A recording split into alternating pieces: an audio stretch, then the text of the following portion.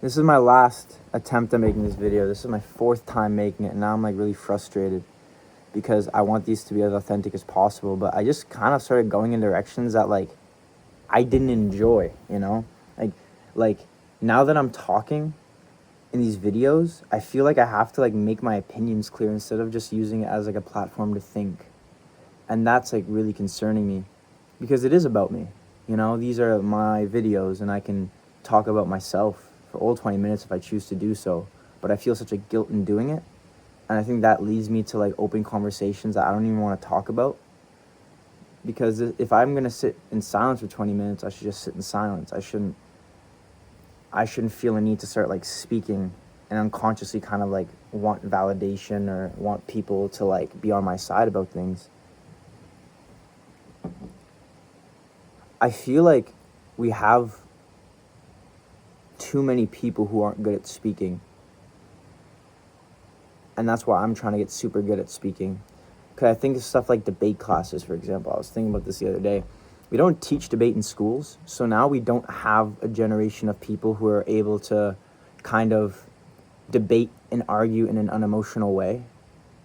And I think it's important to do so because that's how you have productive conversations and progressive conversations. You know, like if you're too combative or too aggressive when you're getting points across, it's just not productive. And like that's going to make the other person defensive, and then in a sense you kind of forget about the topic altogether, and it's more about beating the other person instead of like communally agreeing on something or like just trying to get someone to see your side, you know? Like that's something that I think is so important, the ability to like talk to someone about a very like sensitive subject but still be able to get your point across and still get it off sternly but without upsetting them. And I'm not saying you have to like, you know, I am saying it. Sometimes you have conversations in life with people that you kind of have to, you know, look out for because you love or care for them and you want to talk to them, but you know you have to do it in a way that they're going to be susceptible to it, you know? Just like, I think it's a really good skill that we don't have, you know, me included. You know, that's something I really want to work on. Yeah. Right now there's a lot of wind outside, so I'm inside. But not because it's windy, because it kind of is a bit chilly. And I'm not ready to put a sweater on because I think I don't admit summer's over. My favorite season is the transition between seasons because it's also like a headspace where you're looking forward to something. You know? Like, I love fall. But like, I like early fall, between early fall and summer where like the nights are chilly, you know? But then I get sad because fall's coming. Well, that's kind of the opposite. Well, yeah, that made no sense. Like, between spring and summer, it starts to heat up a bit, you know? And you don't feel like you're in summer or spring, you just feel like you're in this transition period. Because even though spring is technically transition, like you have your average spring weather, and then you have like kind of when both weathers are kind of mixed in together, you know, in their own unique ways. I'm not sure if this is making any sense, but I feel like these are what these videos are for.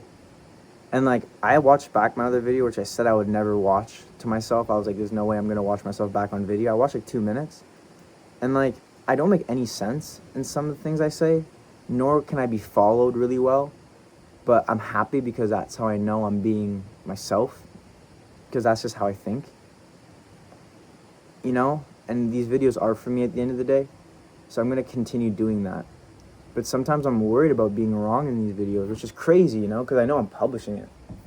But it's crazy to like, because I know I can be viewed. I'm not saying I'm being viewed. I don't think I have a view on my last video, but the idea of being in a position where you can be viewed and that kind of obscuring the whole objective of my channel, which was to be just myself and just think out loud.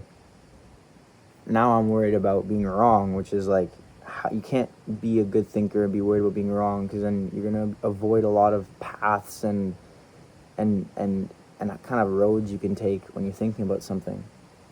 But yeah, like my favorite seasons are when you have like hints of both in them, so those transition periods, because you're looking forward to something else. You know, even though fall and spring are, sorry, I'm just saying this again for like me to get it. Even though fall and spring are, you could still have like days where it's like a bit of both. I don't know if that makes sense, but it really, really makes sense to me, and that really resonates with me. So I hope it does with you guys too, whoever watches this, or just me, and it will, because I said it. Oh, God.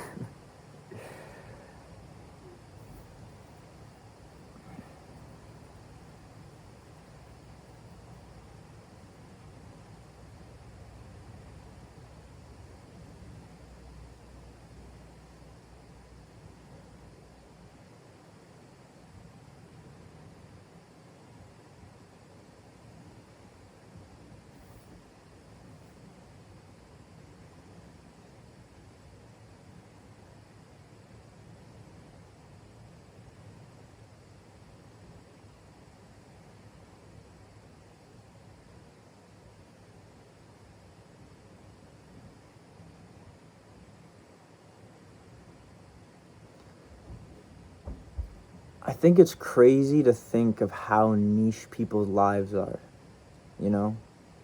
And I feel like we're getting less and less people who can talk about a lot of stuff because we're being specialized so young, you know?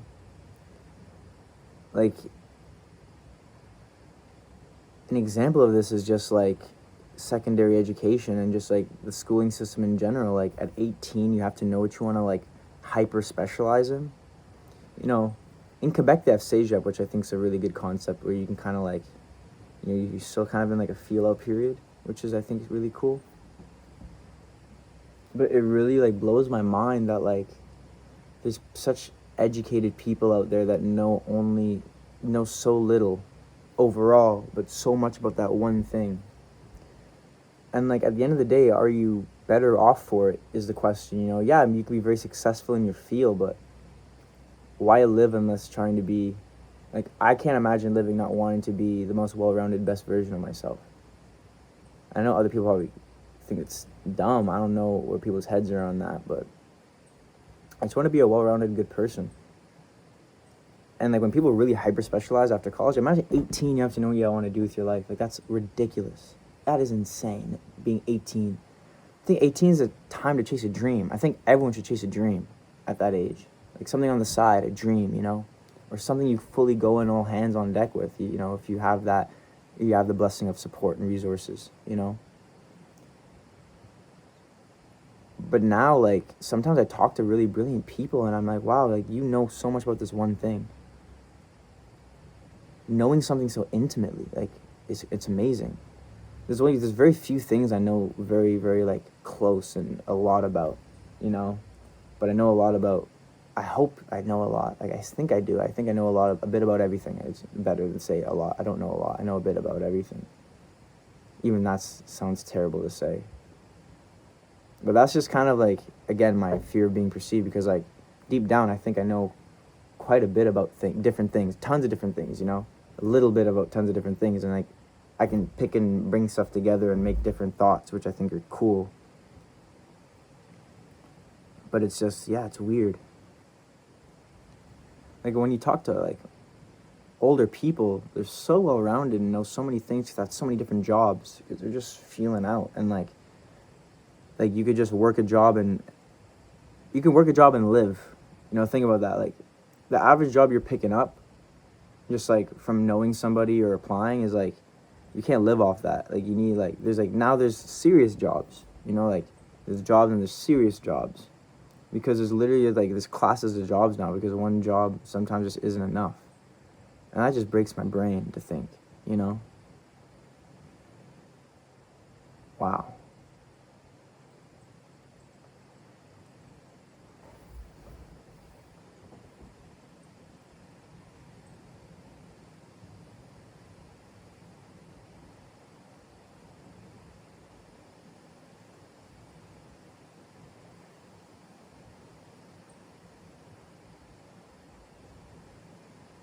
I was also thinking the other day, how long would I need to make videos for to be recognized on the street? Because after I posted my first video yesterday, of course, like, I'm a child, so my brain starts to get super excited about all these like different possibilities, and like, oh, what if people like the way I think? And I'm like, oh my god, what if somebody imagine someone calling you by your username for the first time. Like, there's so many people that have lived so many different experiences that you cannot possibly comprehend. You know what I mean? Because, like, imagine someone coming up to you and calling you by, like, your username from a video game, or your last name because last name on the back of your jersey, or someone just coming up to you and resenting you, you know? Like, that is so unreal and so, like, ridiculous. You're walking around with people knowing you so deeply, and you don't know they know you that deeply. You know, because especially for people who pour their heart out into their content, you could fully walk by somebody who, like, thinks something crazy about you, or something super high or super low or whatever it may be. That's not normal. Like, none of this is normal. You know? Like, of course there's scales to it, you know, if you're like a local legend or like a very well-known figure in your city, that's different. But, like, there's fully people that are just, like, so globally known that it's like, I don't think that should be normalized or normal, you know? Because, like, imagine how much opportunities they miss out on because they know they'll be perceived. But, like, instinctively they just wanted to do it because they're a kid and they're young or they're stupid, you know? But now you're having to think about, like, too many people, really, you know? I think you just got to think about your family and your friends, you know? But, like how many people do you know well?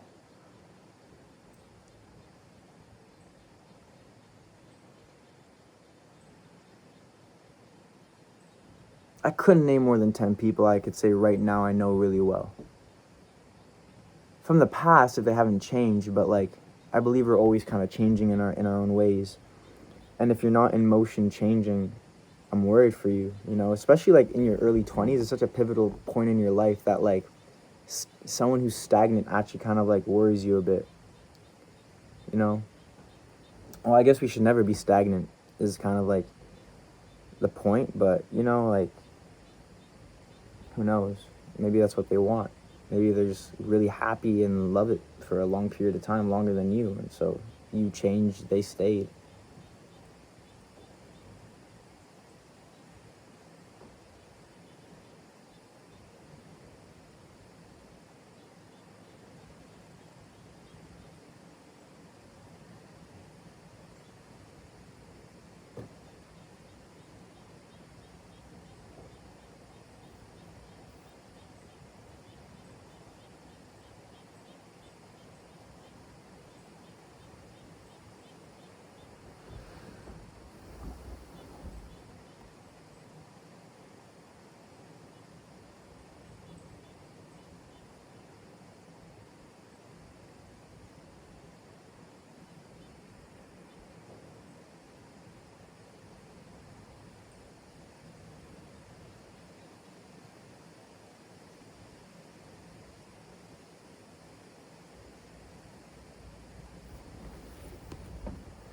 Super nice episode.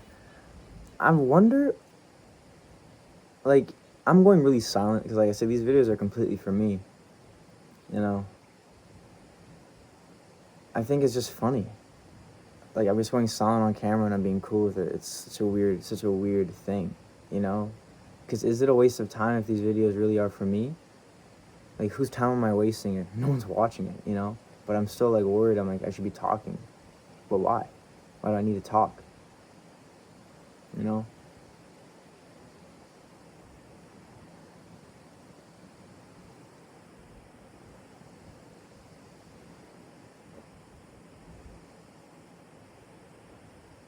Yeah. You just forgot. Yeah, there's a mattress and a door in the rafters, per se, you know? Which I think is pretty funny. I put them there, actually. A box spring and a door.